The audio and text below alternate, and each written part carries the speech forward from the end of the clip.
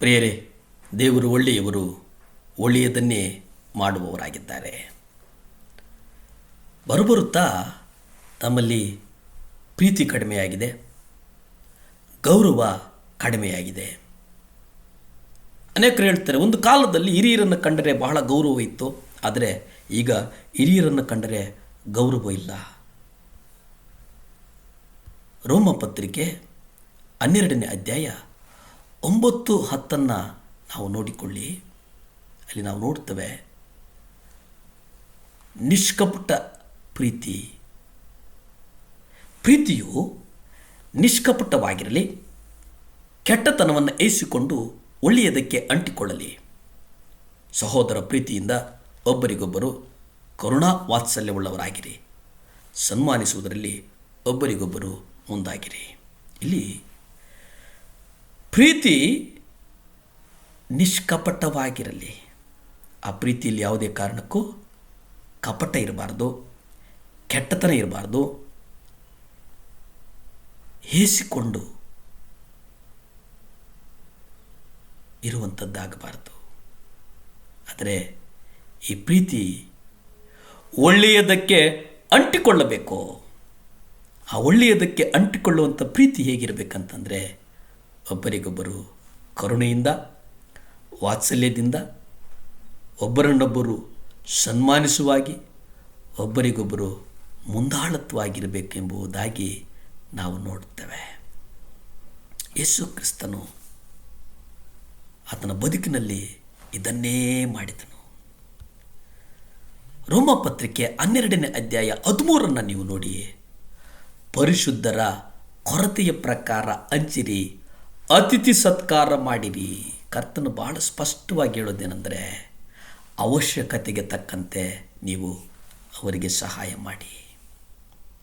ಸಂತೋಷಿಸುವಾಗ, ಹರ್ಷಿಸುವಾಗ, ಅವೆಲ್ಲದಕ್ಕಿಂತ ಮುಖ್ಯವಾಗಿ ನೀವು ಯಾವಾಗ ಜೊತೆಯಲ್ಲಿರಬೇಕಂತಂದರೆ, ಅಳುವಾಗ ನೀವು ಅವರ ಜೊತೆಗೆ ದುಃಖಿಸಿರಿ. ರೋಮ ಪತ್ರಿಕೆಯಲ್ಲಿ 12ನೇ ಅಧ್ಯಾಯ 15 ಸ್ಪಷ್ಟವಾಗಿ ಹೇಳೋದೇನಂತಂದರೆ, ಸಂತೋಷ ಪಡುವವರ ಸಂಗಡ ಸಂತೋಷ ಪಡಿರಿ, ಅಳುವವರ ಸಂಗಡ ಅಳಿರಿ. ಇದು ನಮ್ಮ ನಡತೆಯಲ್ಲಿ ದೊಡ್ಡ ಸ್ಥಿತಿಯನ್ನು ಇಟ್ಟುಕೊಳ್ಳುವುದು ಬೇಡ. ಸಂತೋಷ ಪಡುವವರ ಸಂಗಡ ಸಂತೋಷ ಅಂದರೆ ಅಳುವವರ ಸಂಗಡ ನೀವು ದುಃಖಿಸಿರಿ.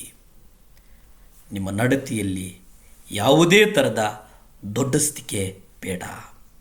ಕ್ರಿಸ್ತನ ದೇಹಕ್ಕೆ ಸೇರಿದ ಬಡವರು, ಹೆಚ್ಚು ವರಗಳನ್ನು ಪಡೆಯದೇ ಇರುವವರೊಂದಿಗೆ ವಿಶೇಷವಾಗಿ ದೀನತೆಯಿಂದ ನೀವು ನಡೆದುಕೊಳ್ಳಿ. ದೀನತೆ ಬಹಳ ಮುಖ್ಯ. ಯಾಕೆಂದರೆ ಆ ದೀನತೆ ನಮ್ಮಲ್ಲಿ ಯಾವಾಗ ಬರ್ತದಂದರೆ, ಒಬ್ಬರಿಗೊಬ್ಬರು ನಾವು ಒಂದೇ ಮನಸ್ಸುಳ್ಳವರಾಗಿದ್ದಾಗ ನಮ್ಮನ್ನು ದೀನತೆ ಆವರಿಸ್ತದೆ. ನಮ್ಮಲ್ಲಿರ್ತಕ್ಕಂಥ ದೊಡ್ಡ ಸ್ಥಿತಿಯನ್ನು ಬಿಟ್ಟು ಬಿಟ್ಟಾಗ, ಆ ದೊಡ್ಡ ಸ್ಥಿತಿ ನಮ್ಮ ಮನಸ್ಸಿಗೆ ಯಾವಾಗ ಬರ್ತದೋ, ನಮ್ಮ ಮನಸ್ಸಿನ ಮೇಲೆ ಬಂದಾಗ ನಾವು ದೀನರನ್ನು ಅಸಹಿಸ್ಕೊಳ್ತೇವೆ. ದೊಡ್ಡ ಸ್ಥಿತಿ ಇದ್ದಾಗ ದೀನತೆ ನಮ್ಮಲ್ಲಿ ಬರಲ್ಲ. ಆದರೆ ನಮ್ಮಲ್ಲಿರ್ತಕ್ಕಂಥ ದೊಡ್ಡ ಸ್ಥಿತಿಯನ್ನು ನಾವು ಯಾವಾಗ ನಮ್ಮ ತಲೆಯಿಂದ ತೆಗೆದು ಬಿಡ್ತೇವೋ, ಆಗ ನಮಗೆ ದೀನತೆ ಬರ್ತದೆ. ದೀನರ ಸಂಗಡ ನಾವು ಸಹಾಯ ಮಾಡಬೇಕು. ನಮ್ಮನ್ನು ನಾವೇ ಬುದ್ಧಿವಂತರೆಂದು ಯಾವುದೇ ಕಾರಣಕ್ಕೂ ನಾವು ಅಂದಿಕೊಳ್ಳಬಾರದು. ನಮ್ಮನ್ನು ನಾವು ಬುದ್ಧಿವಂತರೆಂದು ಅಂದುಕೊಳ್ಳುವುದು ಬೇಡ. ಯಾಕಂದರೆ ಕ್ರಿಸ್ತನ ದೇಹಕ್ಕೆ ಸೇರಿದವರು ನಾವು.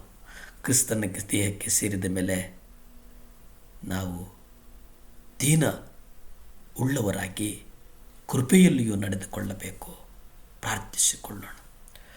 ಭೂಮಿ ಆಕಾಶಗಳನ್ನು ಉಂಟು ಮಾಡಿದಂಥ ಸರ್ವಶಕ್ತನಾದಂಥ ದೇವರ ಸ್ತೋತ್ರಪ್ಪ. ದೇವರೇ, ನನಗೆ ದೀನತೆಯನ್ನು ಕಲಿಸಿಕೊಡು ಸ್ವಾಮಿ. ಅಪ್ಪ, ಒಂದು ವೇಳೆ ಸ್ವಾಮಿ ಈ ವರ್ಷದಲ್ಲಿ ಸ್ವಾಮಿ ತಿಳಿದು ಮಾಡಿರ್ಬೋದಂಥ ತಪ್ಪು ಅನೇಕರಿಗೆ ದೀನತೆ ತೋರಿಸಿಲ್ದಿರ್ಬೋದು. ನಾನು ನನ್ನದೇ ಆದಂಥ ಆಡಂಬರ ಜೀವಿತವನ್ನು ನಡೆಸಿರ್ಬೋದಪ್ಪ. ನಿಮ್ಮ ರಕ್ತದಿಂದ ಮನ್ನಿಸು, ನಿಮ್ಮ ರಕ್ತದಿಂದ ಮನ್ನಿಸು ಸ್ವಾಮಿ. ದೇವರೇ, ನಿಮ್ಮ ಕೃಪಾವರಗಳು ಕೊಡು ಸ್ವಾಮಿ. ಯಾರ್ಯಾರು ಕೃಪಾವರಗಳಿಗಾಗಿ ಬೇಡ್ತಾ ಇದ್ದಾರೋ ಯೇಸುವಿನ ನಾಮದಲ್ಲಿ ಕೃಪಾವರಗಳು ಕೊಡು ಸ್ವಾಮಿ. ಮಕ್ಕಳನ್ನು ಆಶೀರ್ವಾದ ಮಾಡು. ಯೇಸುವಿನ ನಾಮದಲ್ಲಿ ಬೇಡ್ತೇನೆ ತಂದೆ, ಆಮೇನ್.